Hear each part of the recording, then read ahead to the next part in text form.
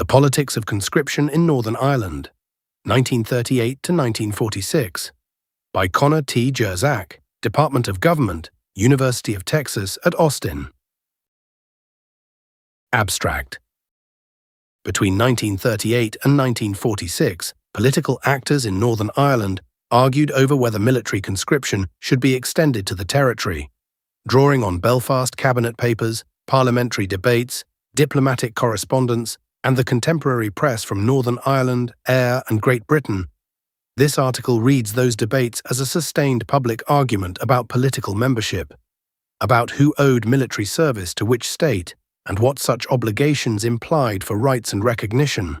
Unionists demanded conscription as proof of equal standing with Great Britain, even as they defended local hierarchies that treated Catholics as suspect citizens.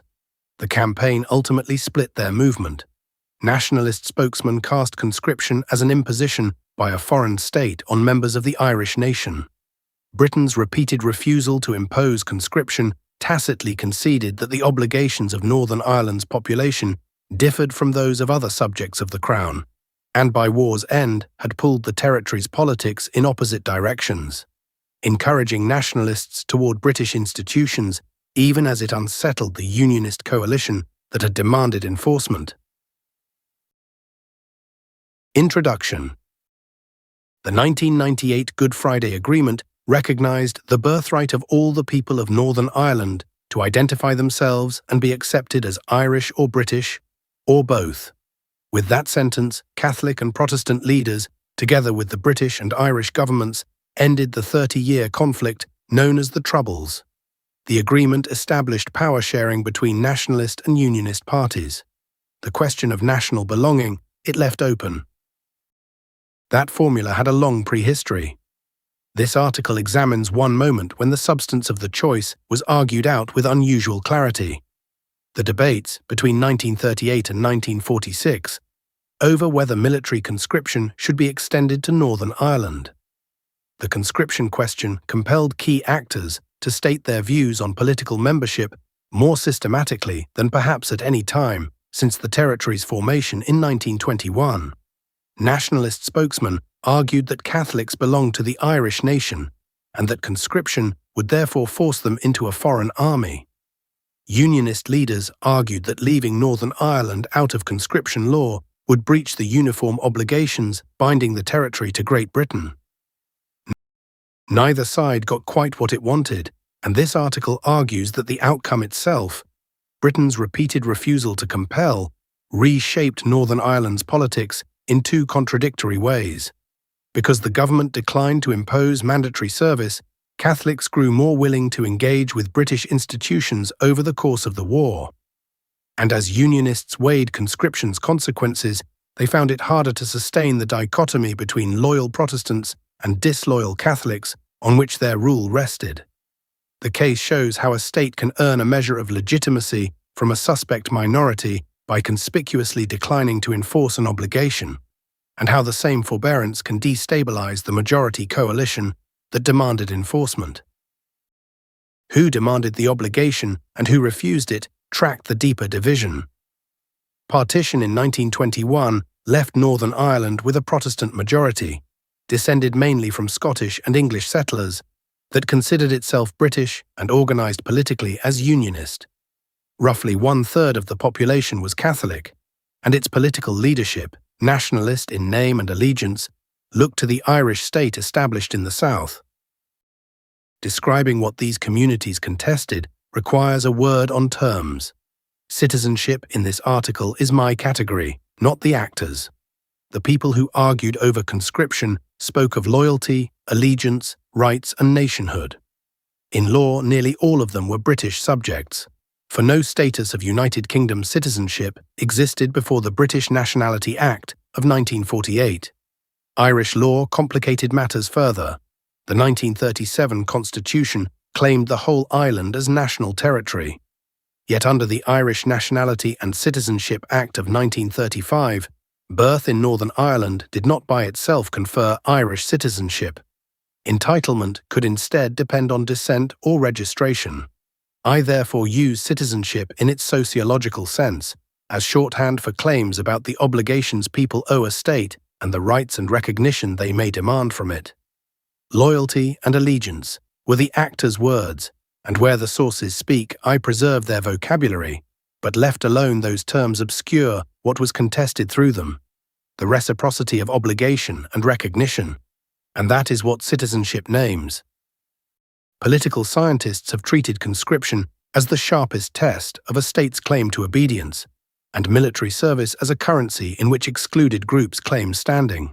Northern Ireland presents the rarer case of a state that hesitated to make the claim, and of some subjects who demanded it. That anomaly has a substantial historiography, but only as an episode, more rarely as a focus of argument. John Blake's official history chronicled the territory's contribution to the British war effort and treated the absence of compulsory service chiefly as a problem of manpower.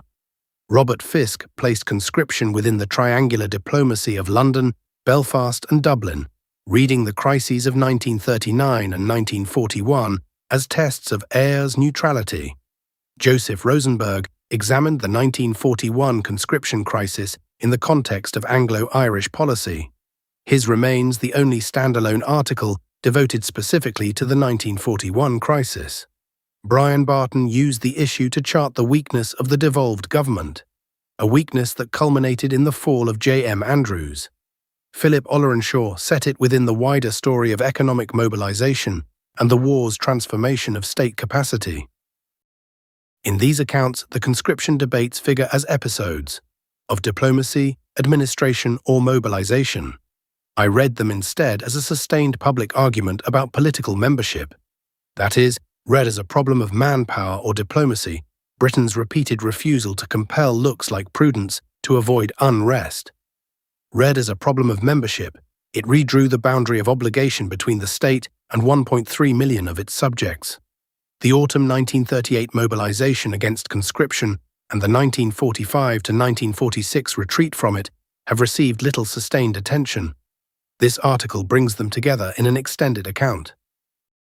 In a broader context, Sonia Rose has shown how the Second World War made citizenship an object of public argument in Britain, an argument over what the good citizen owed the wartime state. That account has not been tested in the one part of the United Kingdom where the identity of the state itself was in dispute. Northern Ireland extends and complicates this theory. There, the argument concerned not only the terms of citizenship, but its addressee. Claire Wills and Bryce Evans have re-examined Eyre's wartime experience. Guy Woodward has read the war as an interregnum that destabilized Northern Ireland's cultural life. Historians of the Blitz have restored Belfast to the home front story, and Diarmaid Ferriter and others have traced partition's afterlives with an urgency sharpened by Brexit. Yet the conscription controversy still awaits such treatment. One this article supplies for two audiences at once, historians of wartime Ireland and students of how divided polities apportion the obligations of citizenship. My sources primarily capture public argument, not private conviction. Cabinet papers and departmental files at the Public Record Office of Northern Ireland show how officials reasoned about conscription. Scholars have worked through many of these files, but the files from autumn 1938 and from the 1945 to 1946 retreat from conscription have drawn comparatively little analysis. Newspaper editorials, reports, and letters show the arguments that circulated publicly in each community. The Nationalist Irish News and the Unionist Belfast newsletter and Northern Whig in Belfast, alongside the Belfast Telegraph, the Catholic Herald, and the Times. I read these papers as organs of organised opinion. The Irish News and the Catholic Herald spoke for strands of political Catholicism, not for Catholics as a whole, and the Unionist dailies for the other communities' public case. Parliamentary debates at Westminster and in the Dáil, and the published documents on Irish foreign policy anchor the official record on all three sides. A mass observation diary kept by the Belfast Protestant Moya Woodside supplies one contemporary's running commentary. I use it to illustrate, never to generalize. Claims below about Catholic or Protestant views concern the public positions of each community's political and religious spokesman. I focus on the years from 1938, when conscription first surfaced as a political question in Belfast, to 1946, when Unionist leaders conceded that it would not be applied in post-war Northern Ireland. I rest the account on records produced within that span, which show how actors argued while the outcome remained open. Retrospective testimony raises distinct questions of memory and subjectivity that lie beyond this article's scope. The article first situates the debate, who could decide it, and why exclusion was anomalous within the United Kingdom, yet familiar within the Empire. It then follows the Unionist campaign from Craigavon's demand of 1939 to the retreat of 1946, and next the Nationalist campaign, asking in whose name opposition was voiced, Parish Party, Dublin, the IRA, and how the absence of conscription drew nationalist politicians toward institutions they had shunned. A conclusion asks what the controversy changed. Equal obligations, unequal citizens. The terms of the debate. Throughout the Second World War, Unionists were divided between hardline and moderate factions, which differed in how openly they voiced anti-Catholic sentiment. No systematic opinion polling existed in Northern Ireland in this period, so the balance between these factions must be inferred from party records, the press, and cultural sources. Hardline Unionists nevertheless dominated public discourse, for they mobilized cohesively against their opponents. At first glance, the two factions may seem to correspond to two traditions of Unionist thought about political membership. Ulster loyalism, in which full membership in the British state is, explicitly or implicitly, linked with Protestant religious allegiance, and Ulster British ideology, in which civic loyalty to Britain undergirds citizenship. But later scholarship emphasizes how extensively the two traditions overlapped. Hardline Unionists controlled the Unionist Party and the Northern Ireland legislature, while the factions exchanged executive power. Whatever their views, Unionist leaders addressed three audiences at once as they debated conscription. British ministers, who alone could extend mandatory service to Northern Ireland. The devolved government at Stormont had no power over national defence. Their own Protestant constituents, to whom leaders had to explain how the absence of conscription squared with Unionist ideology, and competing factions within Unionism itself. James Craig, created Viscount Craigavon in 1927, Prime Minister of Northern Ireland from the territory's formation in 1921 until his death in 1940, was among the first Unionists to open debate on conscription, arguing for the measure with reference to uniform obligations between the inhabitants of Northern Ireland and Great Britain. When British Prime Minister Neville Chamberlain announced the coming introduction of conscription on 26 April 1939, Craigavon declared that, as part of the United Kingdom, Northern Ireland should naturally fall in line with Great Britain. Craigavon stated that care must be taken to round off certain points, but insisted no special legislation would be required to distinguish citizens in Northern Ireland from those in Great Britain. Meeting with Chamberlain in May, Craigavon referred to the desire of the people of Northern Ireland to be called to bear the same obligations as their fellow citizens in Great Britain.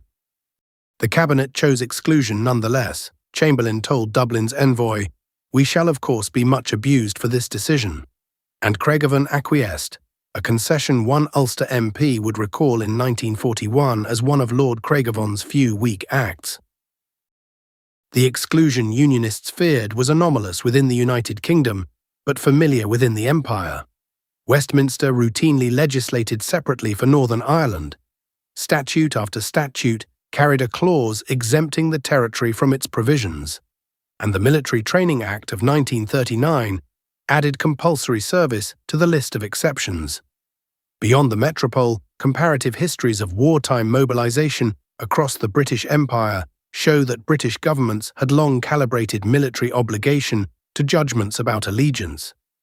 The Dominions decided conscription for themselves. India's wartime army, some 2.5 million strong, remained formally voluntary, and colonial administrations weighed compulsion against the risk of resistance. The most relevant precedent came from Ireland itself. The 1918 attempt to extend conscription united nationalist organisations against compulsion, even amid substantial Irish support for the Allied war effort, showing that coercion imposed on a population of contested allegiance could cost more than it raised. The Empire supplied the pattern, 1918 supplied the proof. Each year without conscription marked the distance between Northern Ireland's formal place in the Union and its practical one, the very gap that Unionist talk of uniform citizenship denied. Yet while Unionists demanded equality between Northern Ireland and Great Britain, they reproduced hierarchies of citizenship at home.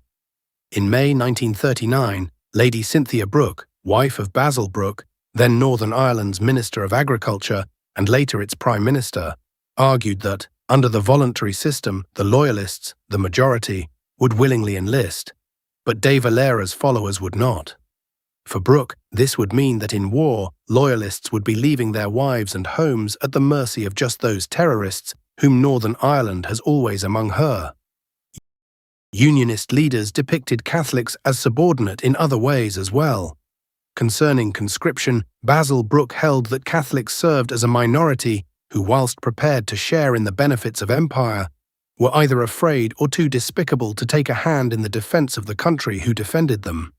As Brooke had stated at an Orange Order rally before the war, "I recommend those people who are loyalists not to employ Roman Catholics, 99% of whom are disloyal." Unionists also considered the social implications of conscription. From 1940 onwards, observers noted Northern Ireland's normalcy compared to other parts of wartime Europe. Moya Woodside conceded feeling shame when she compared her experiences with those of Jews on the continent. "Here in Ireland is probably the pleasantest place in Europe at the present time. We are unbombed, we have no conscription, and life is reasonably normal." Likewise, the Times reported that, although great numbers of troops were present, there is still some yachting and crowds enjoy the seaside holiday. Some Unionists framed this normalcy as a symptom of apathy that conscription would discipline. For John McDermott, Northern Ireland's Minister of Public Security, nearly all the regulations applying in England apply in Ulster with one exception: conscription. Hence, it is the absence of conscription which very largely affects Ulster apathy toward the war effort. In May 1941, the government itself issued an official statement describing conscription as essential to promote the degree of cooperative discipline which is necessary if our people are to withstand the tide of total war. The vocabulary was that of Britain's wartime citizenship talk. Rose has traced how official rhetoric defined the good citizen by sacrifice and discipline. But in Belfast, the language ran aground on a prior question that Great Britain never had to ask: discipline in whose service and citizenship of which state? Unionists also discussed the implications of conscription for Northern Ireland's economy. Ollerenshaw treats the absence of conscription as an economic variable, one that kept Northern Ireland short of full mobilisation. Contemporaries, however, rarely let an economic claim stay economic. Arguments about employment and migration doubled as arguments about membership. Pro-conscription Unionists contended that mandatory service would reduce unemployment. Whereas Great Britain operated near full employment for most of the war, Northern Ireland approached this level only in 1944. As Woodside recorded, perceptions seem to be that Stormont is clutching at conscription as a way out of the unemployment problem, to be solved at England's expense. For another Protestant, conscription would ensure our men of their jobs in the post-war years, since conscripts received employment guarantees for their return to civilian life. At the same time, Unionists could also use economic arguments to oppose mandatory service. In May 1941, ministers predicted that conscription could cause an influx of migrants from Ayr, undermining the employment prospects of Protestants and returning enlistees. The historian Ian Wood maintains that fears about employment reduced Protestant enlistment in the British Army. Some Protestants worried that, if they joined up, Catholics would take their factory positions. One Belfast newsletter correspondent welcomed the exclusion in May 1939, lest disloyalists would have worked their way into as many jobs as possible belonging to the absent loyalists. What we have, we hold. Consistent with these fears, although enlistment started strong in the autumn of 1939, with 2,500 enlistees in October 1939 alone, it soon fell to under 1,000 per month out of a total population of 1.3 million. This figure is low given Northern Ireland's persistent wartime mass unemployment. Blake, compiling these totals for the official history, counted a manpower deficit. Set beside the letters above, the figures register something else: a labour market in which enlistment itself was viewed in sectarian terms. Hence, while some Unionists claimed that the loyal young men of Ulster did not require to be conscripted before giving their services, others expressed dissatisfaction with recruitment levels. Unionists on all sides thus referred to the politics of membership when weighing conscription's economic effects. Unionist perspectives, striving for uniformity and facing internal strains. As Protestants refined their views on citizenship through the conscription debates, divisions between moderate and hardline Unionists deepened into the most serious inter-Unionist dispute since Northern Ireland's formation. Upon Craigavon's death in November 1940, J.M. Andrews came to office. As Prime Minister, Andrews attempted to distance himself from Craigavon's perceived anti-Catholic legacy. After the German air raids of spring 1941, Andrews noted, all classes suffered from the recent barbarous air raids. The bombs made no distinctions between Catholic and Protestant. He elsewhere stated, we all suffer with one another. We are one in heart and purpose. Catholic observers themselves recognized that Andrews favored moderation. Although Andrews' conciliatory rhetoric may have appeased some Catholics, the conscription question exacerbated divisions within Unionism. In January 1943, Unionist officials in government met to express frustrations with Andrews and his cabinet. According to one attendee, Wilfred Spender, Andrews and his ministers had failed to offer leadership and sacrifice along the lines of earlier Unionists during the First World War. Those present asked the Chief Whip to plan the ouster of Andrews and his allies.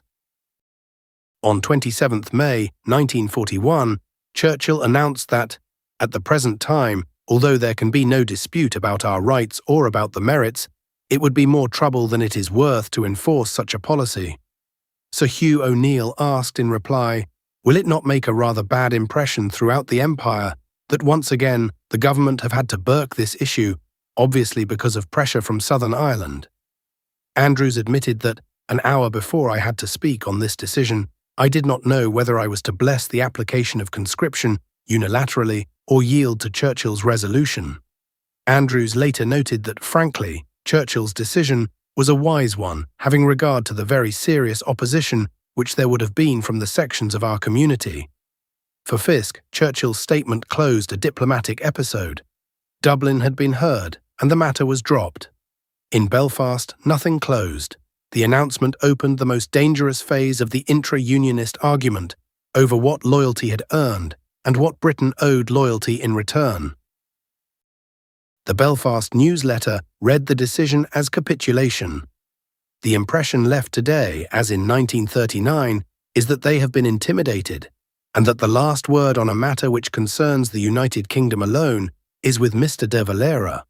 At Stormont, the paper reported, Andrews repudiated in measured terms the claim of Mr. de Valera to speak in the name of this area. Hardline Unionists, for their part, continually pressed Andrews to intensify pro-conscription lobbying in London. To take one of numerous pro-conscription messages sent to Stormont, Colonel Alan Mulholland, a self-professed Free Ulsterman, telegraphed that Britain's position on conscription was a disgrace to Ulster manhood.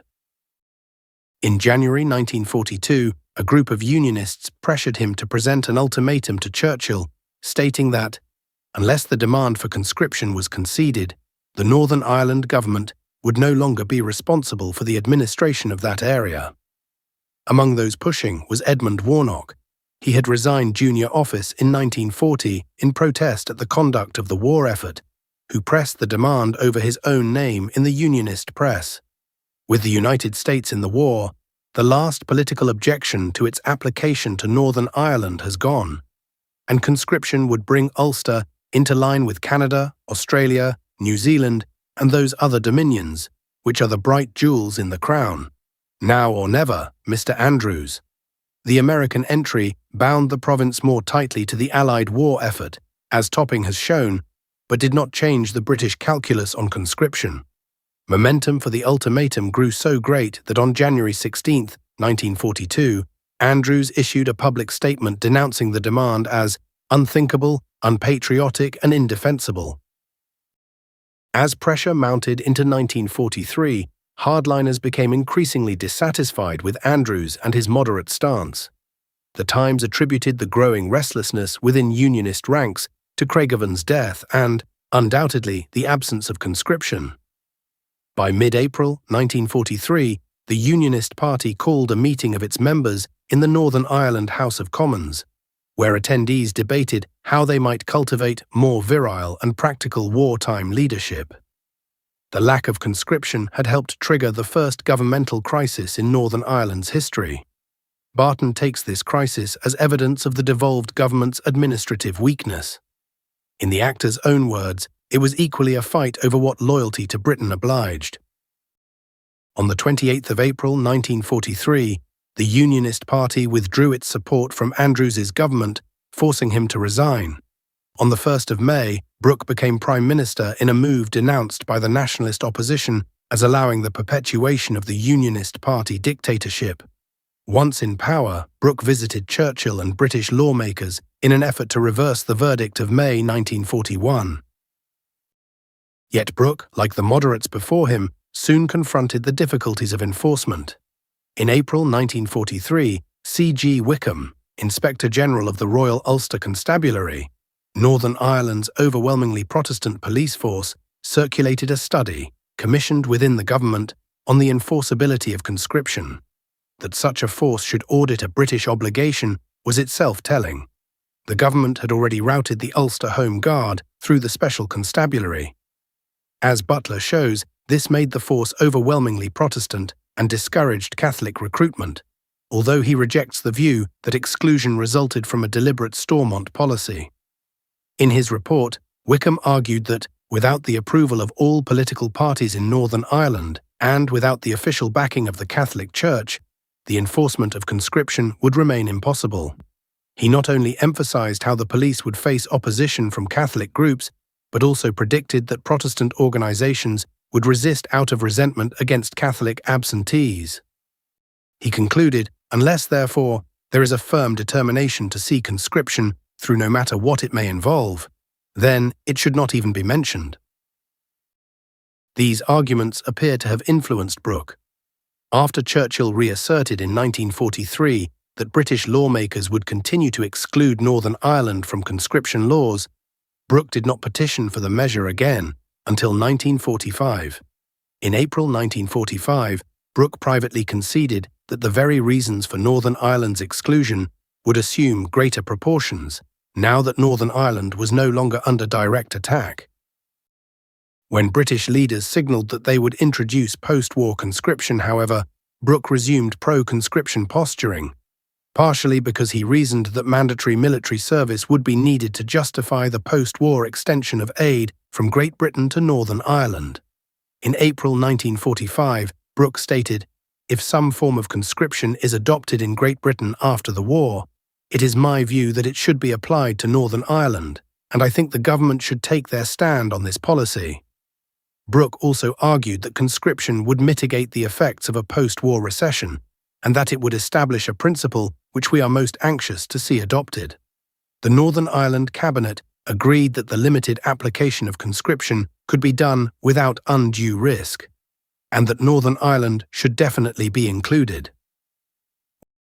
Once again, the Inspector General and his counterparts in local police stations blunted the hardline resurgence. In early 1946, Brooke requested that the Inspector General prepare a new report on conscription's enforceability.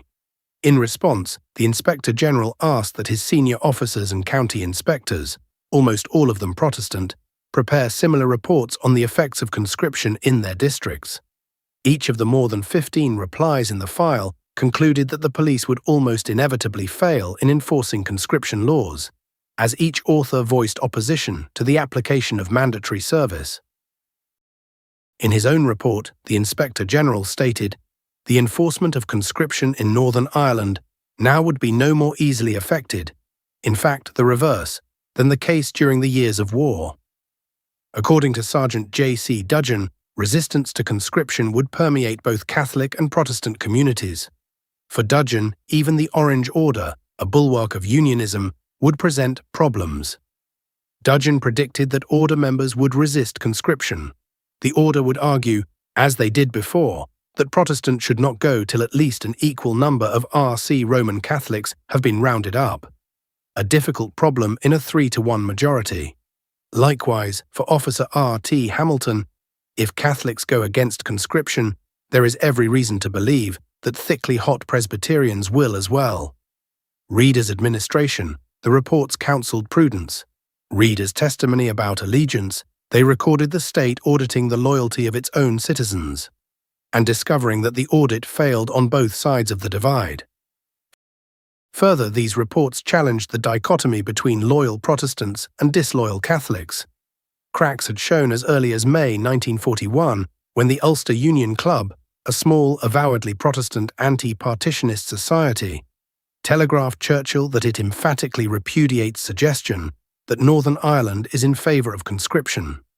By 1946, representatives of the police force had convinced Unionist leaders that some Protestants, too, would resist conscription, and so unsettled the dichotomy between loyal Protestants and disloyal Catholics. These considerations led Unionists to halt pro-conscription lobbying. At a cabinet meeting after the circulation of the police reports, ministers agreed that enforcement could no longer be defended. At a subsequent meeting between Brooke and Ulster Unionist members of the British Parliament, those present concluded that conscription was not a practical issue. After reviewing the documents, Brooke stated that he was now doubtful whether conscription would be worthwhile. Churchill's calculus of 1941, now spoken from Stormont, a sentiment shared by colleagues such as J. Roger Moore. Hardliners who had pressed for conscription for 7 years let the issue drop. The shift in Unionist thinking reached beyond conscription. Education reforms announced from December 1944, culminating in the Education Act, Northern Ireland, of 1947, introduced free secondary education where fee-paying schooling had remained beyond many working-class families, and educational inequalities fell particularly heavily on Catholics. Disparities endured throughout the 20th century, but the reform shows some Unionist administrators beginning to act for the entire polity. Every child in the provinces shall have equality of opportunity to develop his abilities to the full, and, as Sean Farren observes, withstanding some, if not all, pressure from hardline Unionists for the first time. For Unionists, then, the implications of conscription were contradictory. At one poll, the debates left hardliners suspicious of the British state.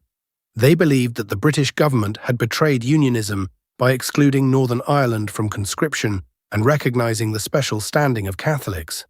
At the other, many Unionists found it harder to perpetuate hierarchies between citizens after reviewing local opinion on the conscription matter. These opposing tendencies were disorienting. As Brooke stated in a letter on conscription, he, along with unionism itself, was unable at present to see the true remedy. Nationalist perspectives, conscription as foreign imposition. The debates that destabilized the Unionist establishment also altered the nationalist landscape. That nationalists opposed conscription is the least surprising fact in this story. After 1918, no one in London expected otherwise. What the debates reveal is how the case was argued, in whose name, before which audiences, and with what consequences for nationalists' later relationship to British institutions. The party described by Phoenix and Staunton, politically marginal, operating in close relationship with the Catholic Church, and chronically divided over abstention, had few instruments besides argument. During these debates, nationalists presented themselves as members of an Irish nation living in an occupied territory, yet they gradually came to see Northern Ireland politics in a more ambiguous light. At the start of the Second World War, Catholics in Northern Ireland generally viewed British and Unionist control over the territory as illegitimate. Nationalists charged that Unionist authorities manipulated the political system through gerrymandering, and denied Catholics free speech rights to maintain dominance in the contested territory. Bishop Daniel McGeehan summed up nationalist sentiment at the start of the war, describing how Catholics had no status in their native land, as liberty of speech was denied them and the freedom of the person was grossly violated. Politically marginalized, nationalists pressed their interests through other actors and non-legislative means. Catholic clergy read statements on conscription to their congregations, organized pledges of resistance, and corresponded with British lawmakers. Leaders in Ayr, who viewed the Catholic population of Northern Ireland as Irish, worked through diplomatic channels against Unionist rule and for reunification. And the Irish Republican Army, IRA, pursued reunification by force.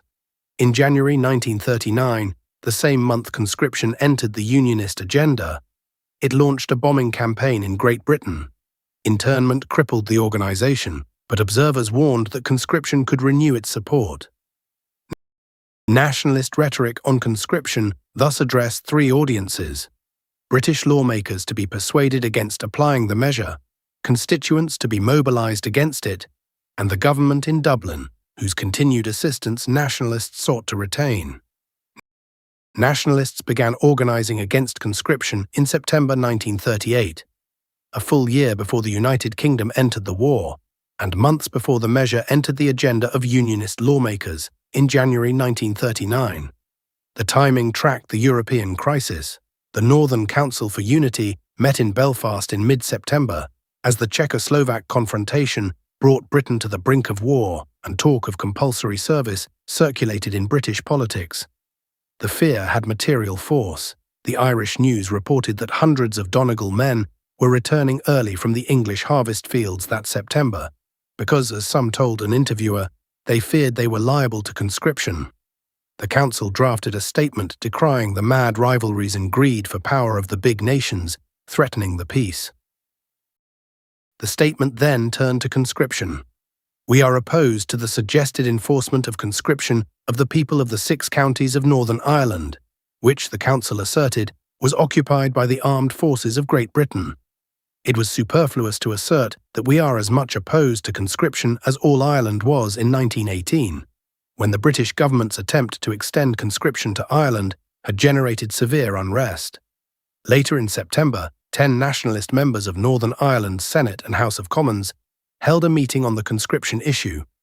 They passed a resolution calling on the British government to evacuate this portion of our land in accordance with the wishes of the Irish people, and resolved to do all we can to organise public opinion against it and to oppose it. At Armagh 2 days later, nationalist representatives and clergy observed that the powers are seeking peace on the continent by revising boundaries which violated national rights and aggrieved minorities, affirmed that the 1937 Constitution expressed the sovereign will of the Irish people, and called on the whole Irish people to support our refusal to surrender our persons to the authority of any body save the sovereign Irish nation. Nationalist activists also sought international backing. In October 1938, the Nationalist Party contacted Irish Americans in the United States for support against mandatory military service, a channel Dublin itself would work in May 1941, when De Valera cabled Archbishop Daniel Mannix in Melbourne to rouse Australian opinion. Comparisons between Unionist rule and continental dictatorship had circulated in the Catholic press since the mid-1930s and gained an unwelcome endorsement on April 28, 1939, when Hitler himself invoked English measures in, say, Northern Ireland to deflect criticism of German occupations. The comparison outlived Chamberlain. In 1941, opponents seized on Churchill's description of the partition of Poland as the war's greatest crime to argue that, in the eyes of the Irish race, the partition of this country is a comparable crime. So the British government has no more right to conscript one Irishman in any part of Ireland than Germany have to force into her armies the Poles. The German bombing of Belfast in the spring of 1941, among the deadliest raids on any United Kingdom city outside London, whose human history Dowds and Barton have reconstructed, failed to alter the views of many nationalists who convened afterward to counteract Unionist suggestions that the bombings justified mandatory service. No greater degradation of the ideal of Irish nationhood is imaginable than that any of her sons should be compelled to serve a foreign power, nationalists asserted at such meetings. According to Cahir Healy, a nationalist member of Northern Ireland's Parliament interned under wartime regulations in 1941, "I am not concerned with the war, except insofar as the peace which will follow may result in the freedom of my country." Healy continued, "I am a citizen of Ireland." Religious officials in the Catholic Church also argued against conscription by invoking the standing of Catholics as members of the Irish nation. On the 30th of April, 1939, Cardinal Joseph McCrory and 5 other Northern churchmen declared from Armagh, "We are convinced that any attempt to impose conscription here would be disastrous. Our people," the bishops continued, "have been already subjected to the gravest injustice in being cut off from one of the oldest nations in Europe and in being deprived of their fundamental rights as citizens in their own land. In such circumstances, to compel them to fight for their oppressor would be likely to rouse them to indignation and resistance." In another statement, clergymen declared that they would stand with the people of Northern Ireland, and that when the British attempt to conscript Irish people, it would be lawful to resist. Similarly, for Catholic editorialists, "It may be said that our people ought to be willing to bear equal burdens, take their share in common defence, and so forth. But these are sophistries. For them, no nation on earth endures to be conscripted by another nation. That would be slavery." However, they remained careful to counteract accusations of Catholic cowardice, writing, "Our people are willing to be conscripted by their own nation and to defend their own country to the last." Some anti-conscription rhetoric contained religious overtones. Pressing the bishop's warnings on Chamberlain in correspondence, in May 1939, McCrory reported how they had invited the prayers of their people that this calamity might be averted. On the last Sunday of May 1941, Catholic churchgoers marched against conscription. The Belfast Telegraph reported how several thousand people stood with bared heads and, by uplifted hand, an oath-taking gesture, took a pledge to stand together and resist conscription by the most effective means at our disposal. This resistance could take any form, so long as it remained consonant with the laws of God. The pledge itself, the Irish News noted, was the one first issued during the 1918 conscription threat. According to the Catholic politician T.J. Campbell, in almost every parish in the 6 counties that morning, the same solemn pledge had been taken by several 100,000 people. Officials in Dublin stressed the same connection as they lobbied British officials. Éire's neutrality was, in Wills's account, both a pragmatic wartime policy and an assertion of the young state's sovereignty. The conscription of Irishmen by Britain, anywhere on the island, would deny precisely what neutrality asserted. In April 1939, Irish High Commissioner John Dullanty conveyed De Valera's grave concern to Chamberlain in writing. At least 1/3 of Northern Ireland's population are cut off from Ireland against their will. As a result, any attempt to conscript them would be resented as an outrage.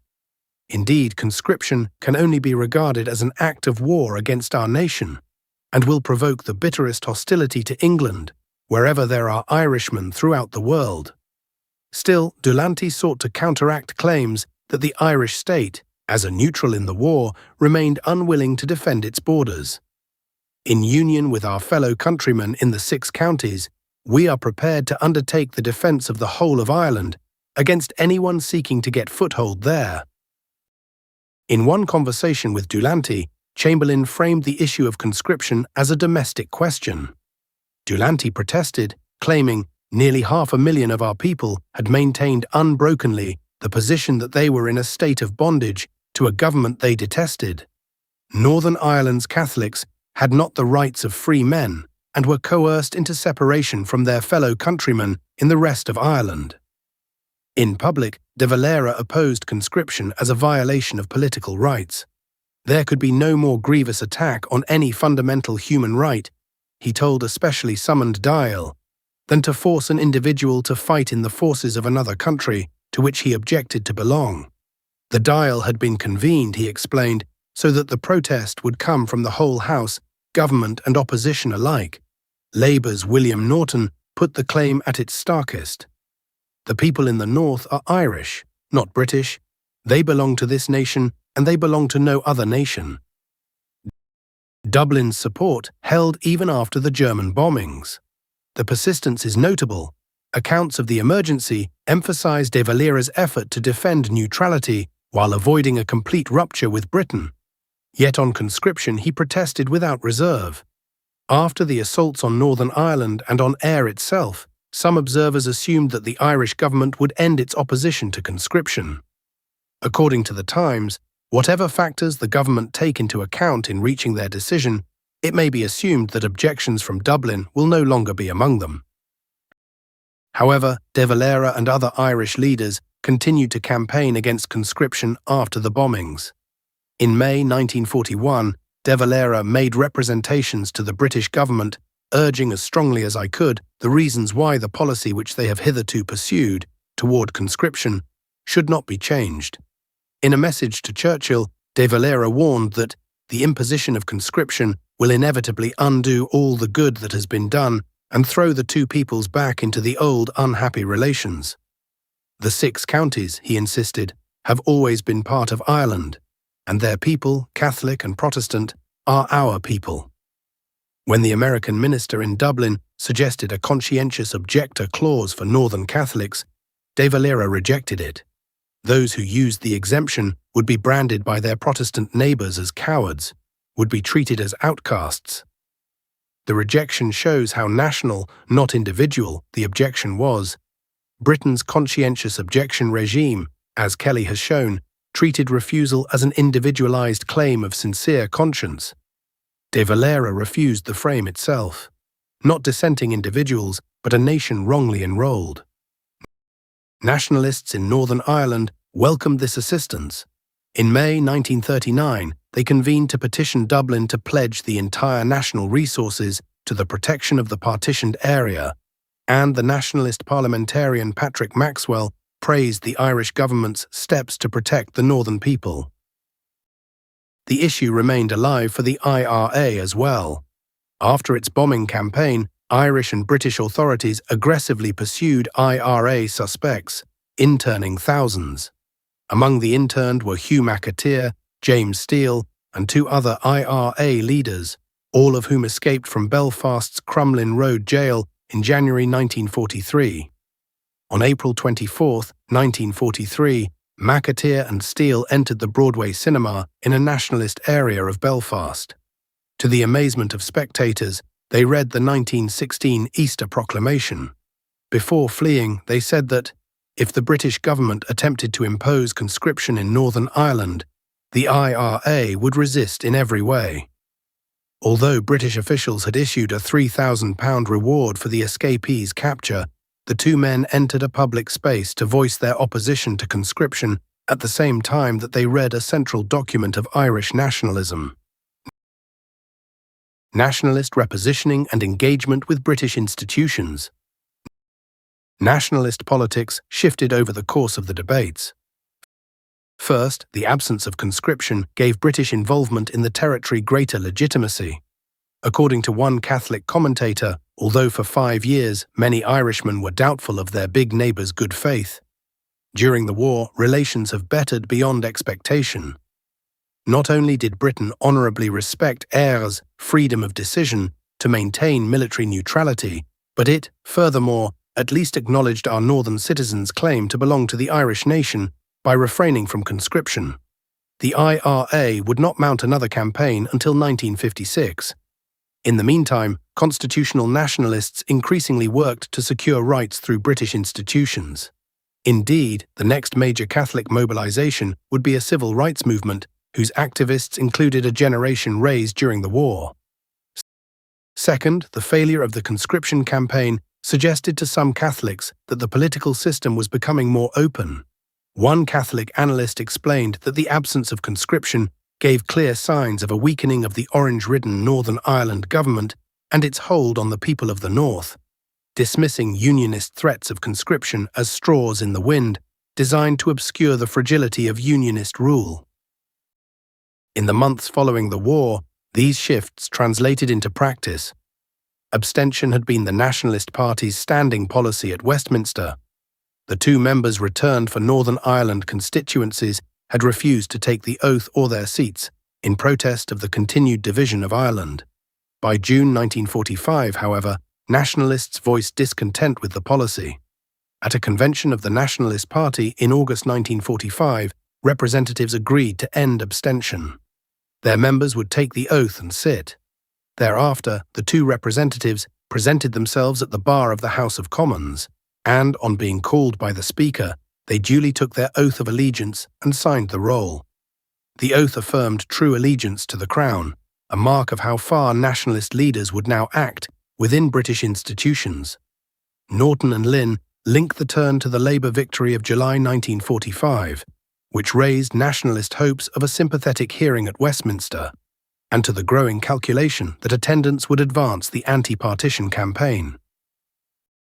The wartime experience of conscription belongs beside these causes, and beneath them, a state that had conspicuously declined to compel could be lobbied. Conclusion: conscription debates as a turning point. The conscription debates show that the substance of the choice the Good Friday Agreement would recognize as a birthright was already being argued over 50 years earlier in the vocabulary of loyalty, allegiance, and nationhood. Nationalist spokesmen claimed that Catholics belonged to the Irish nation and therefore owed Britain no military service. Whether that belonging amounted to citizenship of an Irish state was a question that Irish law itself left unsettled. The debates reveal a contest over membership, not a settled identity. For Unionists, membership proved no easier to fix. Unionist leaders agreed that loyalty to the British state defined their community, yet they divided over what that loyalty required: uniform obligations with Great Britain or the defence of a local order that treated Catholics as suspect citizens. The conscription debates forced that tension into the open, and by 1946, had unsettled the dichotomy between loyal Protestants and disloyal Catholics on which Unionist rule rested. The controversy thus pulled the territory's politics in opposite directions, drawing nationalists toward British institutions while leaving hardliners suspicious of the Britain whose embrace they had demanded. To put the argument in the historiography's terms, what Blake counted as a manpower deficit, and Fisk read as a diplomatic test, was, in the mouths of the people who fought over it, a contest over membership. The finding supports Rose's account of the Second World War as a public argument over citizenship, while relocating the argument. In Great Britain, the question was what the citizen owed. In Northern Ireland, it was which state could ask. It supports Barton's picture of a weak, devolved government, while suggesting that the weakness had a constitutional root.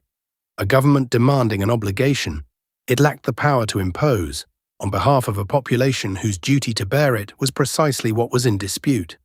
And it inverts a pattern familiar from the scholarship on military service and citizenship across the empire, in which excluded minorities claimed standing by claiming the right to serve. In Northern Ireland, a majority demanded the obligation as proof of standing, and the state, by declining for 8 years to impose it on 1.3 million of its subjects, admitted the difference in practice.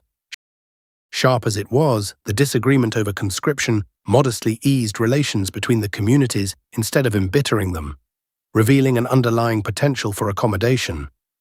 That potential is easy to miss in structural accounts that emphasize the reproduction of communal division and conflict. Recent debate has contrasted ethnic conflict interpretations with approaches emphasizing political ideas, institutions, and agency. McBride defends the former, while Prince develops the latter. The conscription episode supports the latter emphasis by showing how political choices could widen or narrow possible paths. Even in the 1940s, there were opportunities, however fragile, for a more peaceful course of development. The troubles emerged in part as later choices and circumstances closed them off. This is not to say that a different outcome lay within easy reach. It is to say that the future was never foreordained, and that the argument over political membership, which the Good Friday Agreement would one day settle in law, was already being conducted, in the language of loyalty and nationhood, during the Second World War.